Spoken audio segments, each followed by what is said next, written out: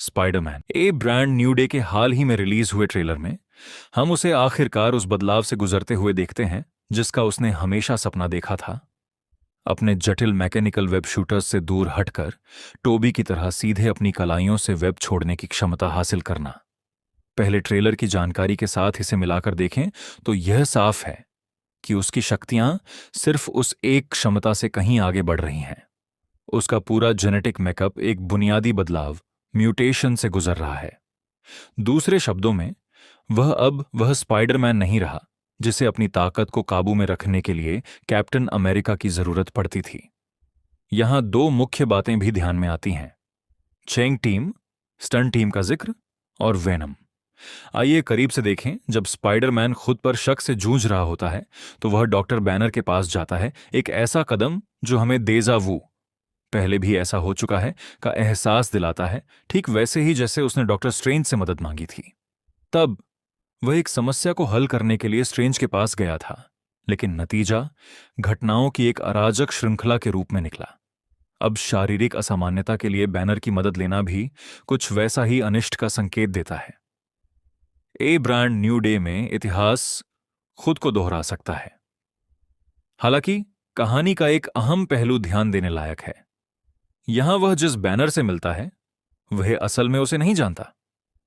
जब से doctor strange ने अपना जादू किया है तब से हर कोई भूल चुका है कि पीटर पार्कर ही स्पाइडरमैन है। बैनर भी। वह बैनर के पास सिर्फ इसलिए जाता है क्योंकि इस क्षेत्र में उनका बहुत बड़ा नाम है। आखिरकार बैनर एक पॉलीमैथ हैं जिनके पास 7 पीएचडी हैं।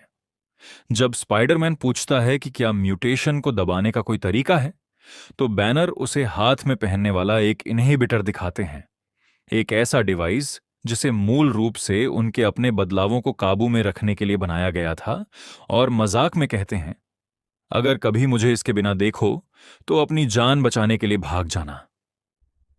यहां हुई बातचीत से साफ पता चलता है कि बैनर और हल्क के बीच जो तालमेल था, जो उनके एक होने से लेकर यूनिवर्सिटी प्रोफेसर के तौर पर उनके काम करने के समय तक बना रहा, वह अब टूट चुका है। यह बदलाव शायद ओरिजिनल 6 एवेंजर्स के जाने की वजह से या फिर ब्लैक विडो के साथ उनके पुराने लगाव की वजह से हो सकता है।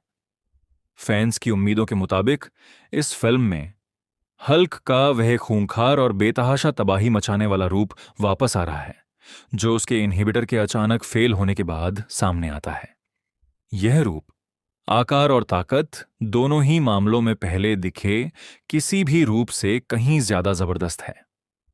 हालांकि मुझे लगता है कि हल्क का दिखना सिर्फ एक सब प्लॉट है, वह असल में मुख्य विलेन नहीं होगा। अफवाह है कि स्पाइडरमैन नो वे होम में मार्वल के इतिहास में विलेन्स की सबसे बड़ी लिस्ट देखने को मिलेगी, शायद 8 से भी ज्यादा।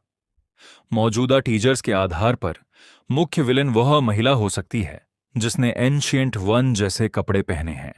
हालांकि उसकी शक्तियां एंशिएंट वन से कहीं ज्यादा बड़ी हो सकती हैं, जिसमें ओमेगा लेवल की क्षमताएं जैसे मैटर मैनिपुलेशन और माइंड कंट्रोल शामिल हैं। आपको क्या लगता है, वह कौन हो सकती है? एक ऐसी स्थिति की भी प्रबल संभावना है जिसका फैंस को लंबे समय से इंतजार था।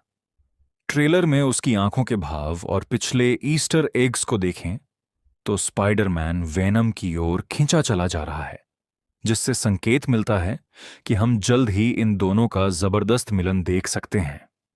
कुल मिलाकर दोनों ट्रेलर्स ने बहुत ज्यादा उत्सुकता पैदा की है और कई खास बातें दिखाई हैं। चीनी फैंस खास तौर पर स्ट्रीट लेवल की लड़ाइयों और द हैंड की पहली झलक को लेकर उत्साहित हैं। स्पाइडरमैन ऐसे मूव्स दिखाता है जो पहले कभी स्क्रीन पर नहीं देखे गए। ये सीक्वेंस जैकी चैन की मशहूर स्टंट टीम ने कोरियोग्राफ किए हैं। वह जानी पहचानी फीलिंग तुरंत याद आ जाती है ना? तो सवाल यह है, आपको क्या लगता है कि नो वे होम में स्पाइडरमैन का सामना किस मुख्य विलेन से होगा?